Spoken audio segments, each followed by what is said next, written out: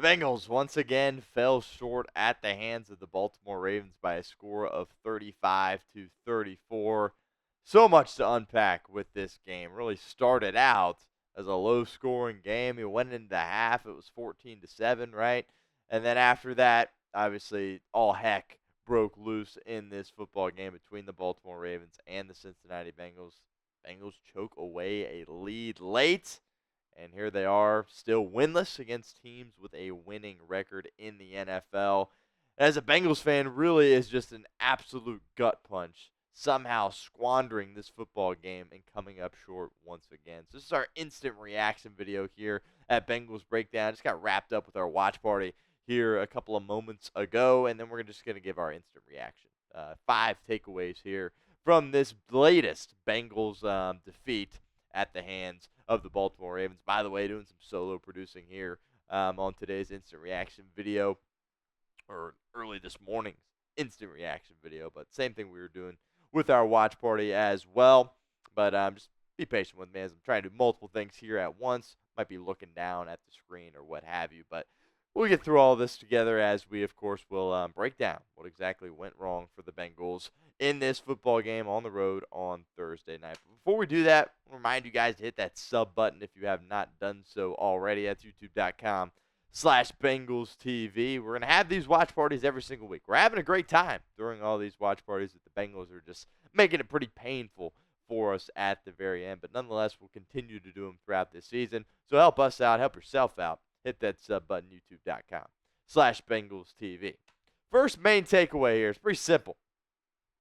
This is failure to get things done at the trade deadline. Did several things go wrong in this game? Sure. But ultimately, at the end of the day, you couldn't get any pressure on Lamar Jackson. And the Bengals have always struggled at getting Lamar on the ground, as all teams in the NFL do, right? But he was just back there and could do whatever the heck he wanted. And you had an opportunity to bring in a pass rusher, whether it be an edge rusher or somebody at the interior of the defensive line at the trade deadline. Plenty of guys out there that you could have gotten for day 3 picks, and you opted not to do that. And your defensive line was bad once again. And Lamar Jackson had absolutely all day to throw, which is complete opposite of what Joe Burrow was dealing with on the other side, which we'll get to that in a little bit. But just failure at the deadline. Absolute failure at the deadline.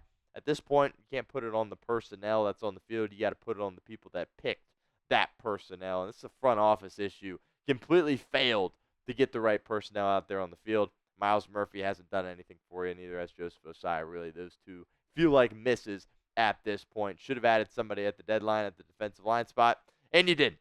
And that's kind of what you're stuck with right now if you're the Cincinnati Bengals. Leads us to the pinned comment of today's video. What is your one-word reaction to the Bengals' loss against the Ravens? Let us know in the comment section. Sound off for us. Be honest with us. And give me your one-word reaction to the Bengals' loss against the Ravens. If that ad comes here on YouTube, that's totally fine. Take advantage of it. Get down in the comment section and let us know what you think. The fumble by Chase Brown absolutely changed the football game on Thursday night. You had a 21-7 lead, and you were driving or getting ready to go on a drive, right? You had a couple of first downs that you executed on, and he puts the ball on the surface, and that's just an absolute inexcusable mistake, and you really felt the momentum shift around that. And also, do want to point out kind of what happened. Of course, the Ravens scored on a short field after that, and then a little bit later on when they had the big play down the sideline to Wallace, what kind of tackling was that for Cincinnati? Logan Wilson, a horrible effort on that play. Cam Taylor-Britt as well. Geno Stone wasn't there to do anything either. Just absolutely ridiculous that it was able to snowball as badly as it did against him. You got to put a lot of blame on Chase Brown. He also didn't have any ability running the football at less than 50 yards on the ground. That fumble absolutely changed the game in this one, and it's a big reason why the Bengals came up short. Next up, 4th down decision-making. Now, again, we are right after the game right now. So my stance as of right now, as far as my instant reaction goes, I don't have an issue with all the aggressiveness that Zach Taylor showed in this football game. What I really loved about it is that he stuck to his guns. You saw it on the Bengals' second offensive possession of the game. It was 4th and 3. He said, you know what, we're going for it. And late in the game, when you have the opportunity to tie it up, Zach Taylor says, no, we're going for 2. He was sticking to his guns, and it didn't work out. But for now, I'm fine with the decision making to go for it. But on those critical fourth down plays, when you're taking deep shots to Jermaine Burton, there's some question marks with that. Now, maybe that's not what was called up. And on the third down, by the way, in the fourth quarter as well, right before the fourth down, took another deep shot on that play to Jamar as well. And you weren't able to connect on any of those deep shots on third and fourth down in those situations. So that's really a massive issue. Don't have an issue necessarily at this point. My instant reaction, I don't have a problem with him being aggressive, but some of the play calling that was or just I don't even want to call it play calling. It's just the way those plays turned out, taking those deep shots. That's not good. That's not that's not winning football right there, and that certainly worked against Cincinnati on Thursday night. Really, no ways around that. Zach Taylor is going to get absolutely ripped in the media this week. That's just what comes with the territory, which is unfortunate because this team offensively has really gotten off to fast starts, and he deserves a lot of credit for it. But unfortunately, when you lose, you have big leads and you lose, head coach gets a lot of blame. So I'm sure it's going to be coming Zach Taylor's way once again here immediately following this football game. We'll continue with our takeaways here in a moment, but first I want to give a shout out to our friends over at Prize Picks because they are the sponsor of today's instant reaction Bengals Breakdown video. Prize Picks is the best place to get real money sports action. With over 10 million members and billions of dollars in awarded winnings, Prize Picks has made daily fantasy sports accessible to all. You just pick more or less on at least 2 players for a shot to win up to 100 times your cash. Run your game all season long on Prize Picks. You can now win up to 100 times your money on Prize Picks with as little as 4 correct picks. Prize Picks is the best way to get action on sports in over 30 states, including California, Florida, Georgia, and Texas. Prize Picks is the only real money daily fantasy platform with an injury insurance policy, so your lineups stay in play even if one of your players gets injured. If your player leaves in the first half and doesn't return, Prize Picks keeps your lineup live. Prize Picks is the best place to get real money sports action. Join over 10 million users and sign up today. They also invented the Flex Play, which is really my favorite feature on Prize Picks. Here it is, my Flex Play slate for this Bengals game that just wrapped up not too long ago against the Baltimore Ravens. Had the more than on the Joe Burrow passing touchdown, so that certainly worked out there. But beyond that, not good stuff for me in my Prize Pick slate. Had the more than on the Trey Hendrickson sacks, not able to execute, and also on the Derrick Henry rush yards, had the more than. That did not work out either. But download the app today and use code CLNS to get $50 instantly after you play your first $5 lineup. Again, download the app today and use code CLNS to get $50 instantly after you play your first $5 lineup. It's Prize Picks. Run your game.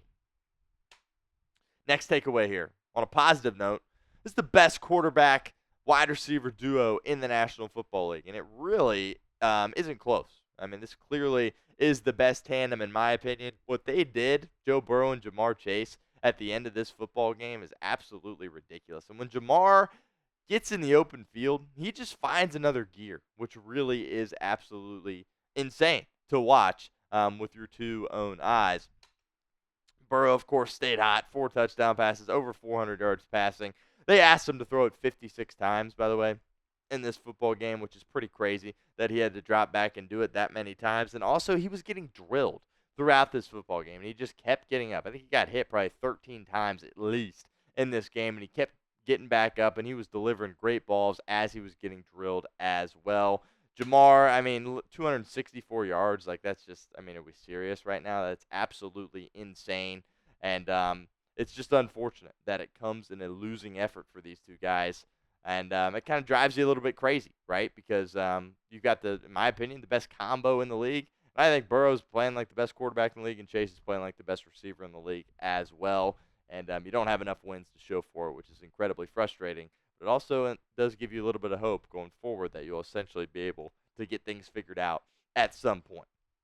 Another opportunity for you guys to get interactive with our show here at Bengals Breakdown. Give us a grade in the comments section for the Bengals versus the Ravens in this football game, A, B, C, D, or F. I want to know what you guys think. Get in the comments section and grade the Bengals' performance.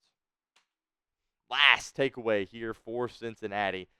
The no calls at the end of the game. I hate coming up here and talking about officiating. I really do. But I mean, on that 2-point conversion play where you had Joe Burrow getting hit right in the face, and then Gesicki's absolutely getting drilled as well and getting held as well, and you can't call that at the end of the game. Al Michaels had a great point on the broadcast. There's just too many games in the NFL that end in this fashion. You have to find ways to get it right because it's not fair to us, the fans. It makes it a below average product, and it's like you're sitting there and you're like, well, I mean, if they're not even going to call the right calls out there on the field, then what's even the point? That's kind of the feeling that you have right now. So there's definitely some frustration beyond that. Look, that's not why the Bengals lost the game. They lost the game because they made too many mistakes in the second half, and defensively, they just did not play well enough at the end of the football game, and maybe they had some questionable decision-making as well. But the no calls at the end are absolutely brutal, and they definitely drive you crazy a little bit. And in a situation like this, in a high-leverage game like this, where the Bengals really needed a win and played good enough in a lot of areas to win the game, it's very frustrating to see the officials not step up and make the correct calls at the end of the game. And ultimately, the Bengals lose by 1 point, really, at the buzzer of this game.